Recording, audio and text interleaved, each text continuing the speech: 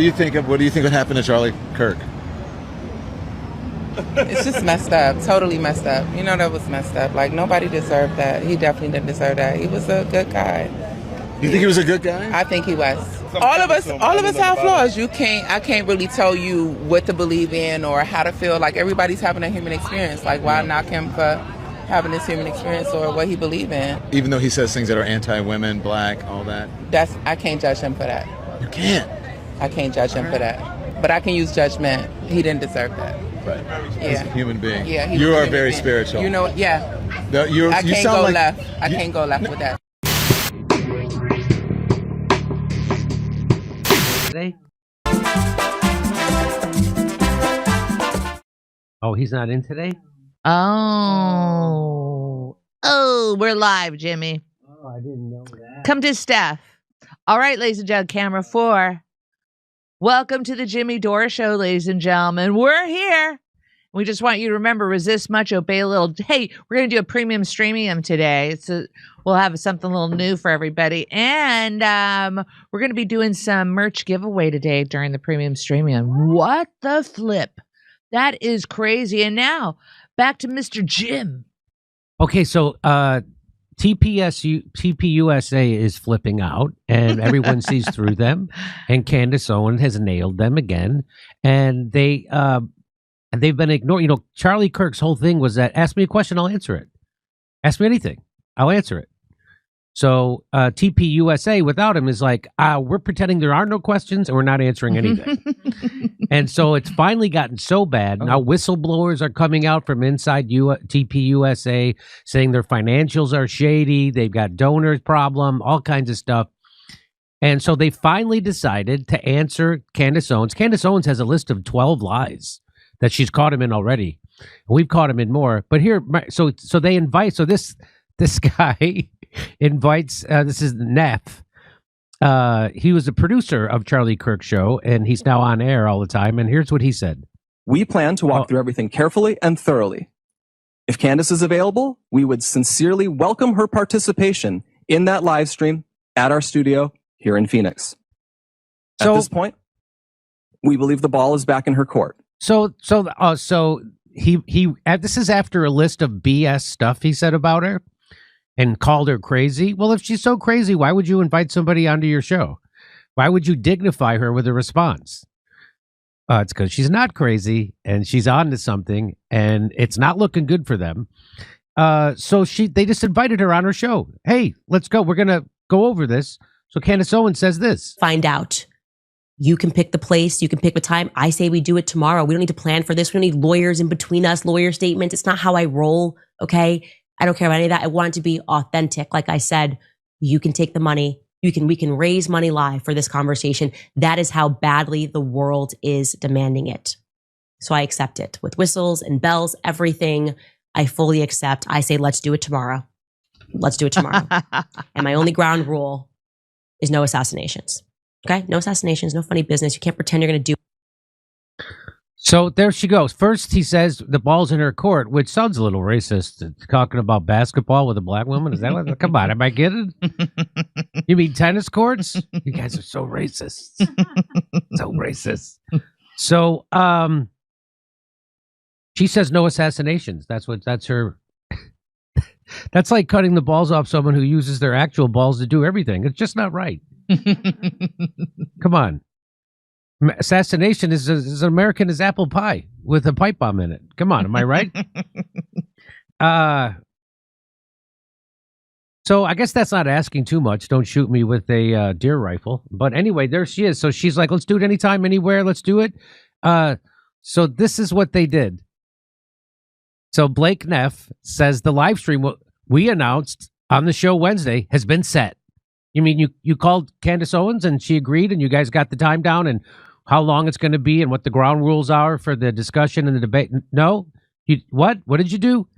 At 4 p.m. Eastern, 2 p.m. local time on Monday, December 15th, a collection of Charlie's friends will respond to statements made by Candace Owens to set the record straight once and for all prior to the opening of America Fest. That's their big thing coming up. We'll be live streaming from Charlie's Phoenix studio. Our offer from yesterday holds. If Candace wishes to join us in person in Phoenix, she is welcome to do so. She can let us know by the end of today. So they put that out at like midnight. I think Candace lives in Tennessee. They put that out in midnight her time. So it was 10:21 anyway, Phoenix time. So Candace responds. She says, kind of weird how you didn't email me or call me to ask about times or availability and chose to instead tweet the confirmation out at midnight. Why am I learning about this on Twitter? December 15th does not work for an in-person and 2 p.m. Pacific because that's her husband's birthday, A. And B, that's the last week she's doing shows before Christmas. She says, and 2 p.m. is also the literal time I do my podcast live every day, which you knew. But we will happily cancel the daily podcast and we'll join you guys virtually instead for the live stream on the 15th, if that works on your end. Let's lock it in. So just like every news show does these days, they have someone virtually on their show through a live stream, through a Zoom or Tucker Carlson used to send when he was at Fox, he would send a van to my house, and I would sit in the van, and then we would do it that way. I didn't have to be in Tucker Carlson's studio. So that's everyone knows this is how you do news now, right? So she's saying, okay, I'll do it. You want to do it on that day? At that time, I'll skip my show that day to come on, and we'll do it virtually, okay? And she said all money can go to TPUSA that day. All the money. She didn't care. And yeah, it's exactly right. She said that, you can raise money off it to whatever you want to do. And she added, I will also add that I am happy to jump on Charlie Cook's show any day before then, virtually as well. Any day. Any day you want her on, she's willing to come on your show. Any day. I was serious when I said we could do it today even. Virtually, I can make it happen pretty much any day because it's easier to move things around with kids and find someone to sub for my morning homeschooling. So she's saying, I'm available to do it whenever you guys want, but I'll do it virtually like all news shows do. Okay, so you want to know what happened?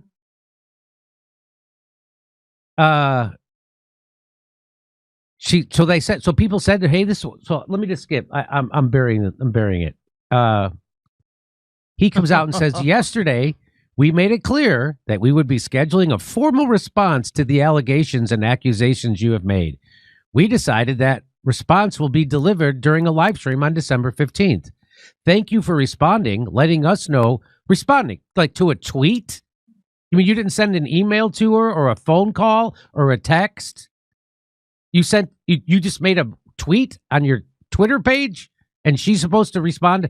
So she did. So thank you for responding, letting us know you will not be joining the in-person conversation. We will be proceeding without you. So they found a way. So here's what I said. Well, I knew you'd pull something, and here it is. I responded to that guy, Blake Neff. Everyone, including you, knows this is not how you book a guest on a show. You're supposed to contact them, find a mutually agreeable date and time. You don't need to publicly announce the date before it's confirmed. It's transparently obvious what you're doing here. But you're all shady as F, including all the pastors you're associated with. Nice ratio, by the way. And why I say nice ratio is because he got ratioed on that tweet, saying to Candace Owens, so if you look at the ratio, he's got 9,000 likes, 13,000 responses. So that's called being ratioed. When you get more responses than likes, that's not a good look. That's called being ratioed. So then I say that back to him. I also ratio him. I got 15,000 likes. I ratioed the F out of him. He comes back to me again, this guy. He says, of course, it's not how you book a guest. We are not booking a guest and never said we were. What? We are what? So you're booking a person who's not a guest on your show, but it's not a guest. So you're going to book a news person with the #1 show in the world, and you're going to book that person on your show, but it's not as a guest. So this is how you know these guys are liars. They do stuff like this constantly. We're not booking a guest.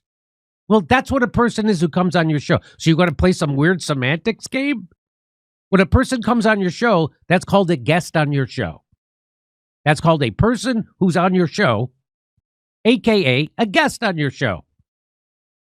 So they go, we are not booking a guest, and never said we were. We are delivering a response to several months of escalating harassment and lies. She was given the opportunity to join as a guest. How is she supposed to join you? Not as a guest. I'm here, but I'm not a guest. I'm just a person. You gave her the opportunity to join. She accepted it. You guys declined. She accepted it. And the standard of practice and news organizations from coast to coast over the globe is someone joins you virtually. In fact, the day before yesterday, they had on that, I'm blanking on his name, the head guy they had from TPUSA. It was Alex Colvert. He was on virtually. But he wasn't a guest. I'm sure he wasn't a guest. So, of course. So, people are sniffing this out. Let's,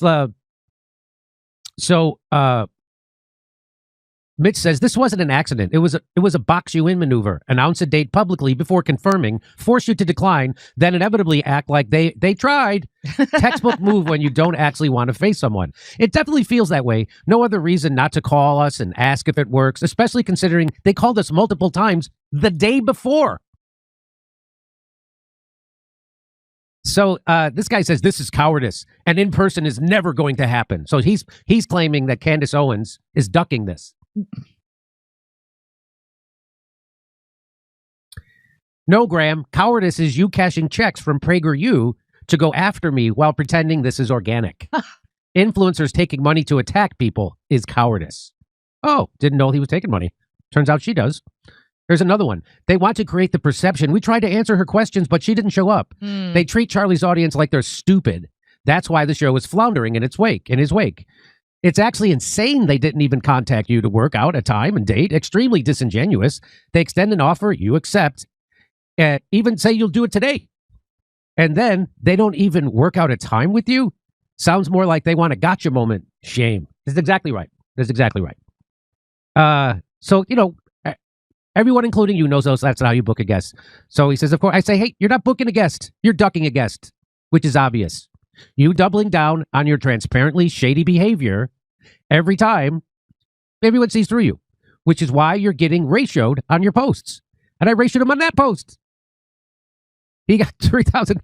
What is that, 9? What is that number? 8.6. 8.6. So, no, you're not booking a guest. You're ducking a guest. We're not booking a guest. We were delivering a response, and she's. So there you go. So time after time, these guys get ratioed after ratio after ratio because they're transparent used car salesman liars. Here's another one. What did she say? And these are the people defending TPUSA. What did she say? Anytime, anywhere, but now I guess the vibes just doesn't feel right. No, she's still willing to do it. Like a normal person does a show. She's going to do it virtually. They do that all the time. Every show does that. Piers Morgan, his whole show is people coming in virtually. So don't act like she's ducking it. She's not. The people ducking it are TPUSA. She's 100% willing to join them over Zoom or StreamYard or whatever, just like every other news show does. This is weak sauce. So just to let you know who Blake Neff is, he was the head writer for Tucker Carlson. And he was forced to resign after years of posting vile racist comments under a pseudonym, Charles the 13th. Is that what that is? A nod to a celibate king of Sweden and for cyber stalking women. And I'm like, could that be true? So H Banana says the same thing. Grok, is that true? Grok says yes. The claims are accurate. Blake Neff resigned as head writer for Tucker Carlson's show in July of 2020 after CNN revealed his racist and sexist post under the pseudonym Charles the 13th. On auto admit. Charles the 12th. Is that what that is? That's the 12th? Charles the 12th.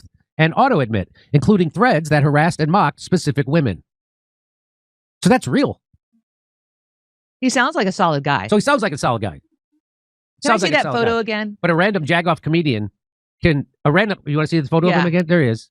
So a random jagoff comedian can easily ratio that guy over his lies. Obvious duplicity, obvious lying about inviting. We're not booking a guest. You're booking a person. So that's not how you book a person. So just here's what Candace Owens also has to say. We should recap very quickly. So you want to know all the lies that so this is here's just a recap of some of the lies that Candace Owens has caught them in. Here you go. The verifiable lies that we have thus far been told by Turning Point USA themselves, which apparently they're trying to say it's off limits. So now you can't call out all these lies that Turning Point USA has told you. This is what they're trying to struggle session us into because Erica Kirk is now the CEO. So they're off limits. So they're allowed to lie. No, that's ridiculous. We will not be following that. Here's our list. And this is by no means definitive. Okay. Just getting this together briefly. They told us these lies. The amazing, heroic, magnificent Mikey McCoy had blood all over him. That's a lie told by Pastor Rob McCoy. Charlie was a committed evangelical who only liked Catholic architecture. That's a lie told and reinforced by Alex Clark and Andrew Colvett. Lie number 3 is that Charlie's neck stopped a 30-06 bullet because Charlie ate salad. He had strong bones. It was a modern day Christian miracle. That's a lie. The offender is Andrew Colvett. Another lie. Charlie never blinked in his support for Israel. Offender, Josh Hammer, Bibi Netanyahu, insert Zionist here, many Zionist, Christian Zionist influencers as well. That turned out to be a big lie, an unnecessary lie. Lie number 5, the magnificent Mikey McCoy called his dad first. That's a lie. Rob McCoy told that lie. Number 6 is Terrell, the AV guy, was told to remove the cameras by police. That's not true. I have every second of his moves. That offender would be Tyler Boyer, okay? He lied. So Tyler Boyer was the COO of Turning Points USA, and he's also involved in a lot of shady financial deals that Charlie was going to look into. So Charlie caught on to these financial deals. Tyler Boyer's at the center of most of them. And so that's who he is. Okay. And they lied about the cops told us to take those. The cops didn't tell you. And then they changed their, there you go. Number 7, Terrell moved the SD cards because people were stealing hats. Question mark, Andrew Colvett, what if you were scared about people stealing? Maybe remove the cameras? Yeah. So if you're afraid of people stealing, you wouldn't just go up and take the SD card out of the camera because the camera is so expensive. You would take the camera. No one's going to jump in there and steal the SD card. They're going to steal the camera. So again, these guys are amateurs, which is why they're lying left and right and getting caught in it. And the biggest lie she doesn't even mention, but I'll give you that in a second. Very expensive cameras would be the thing that they would steal. What are they going to do with your SD card? They're going to resell that? Like, that doesn't make sense. Those are pretty cheap, right? Lie number 8, Ben Shapiro and Charlie Kirk never had any bad blood between them. The offender there was Alex Clark. Ben Shapiro was on her show, and I don't know why she tried that little bit of propaganda when she knew that wasn't factually true. 9, Charlie established Doge, and that wasn't unusual. Turning Point financially audits the company every year since its inception. Lie. Doge was entirely different from the apparatus of financially auditing yourself, which is recommended and actually in some states required for a company that size. That's 501c3. And 10, like I said, this is by no means a definitive list. Mikey McCoy was a hero that day. Now, you could say that's subjective, but I feel like that, like, objectively, to be a hero, you can't just make quick phone calls. I don't know. I not include 911 in that list. So the thing she didn't even mention there was how Tyler's security team got caught lying about drone coverage. She didn't mention that, right? The drone coverage? She didn't mention that. So they said that they weren't allowed to fly a drone over the event. They said they weren't allowed to. That the head of his security team went on that CIA guy's podcast. I'm blanking on that guy's name. What's that CIA guy's name? Kurt was here, he would know. But anyway, he went on there and said we weren't allowed to fly a drone.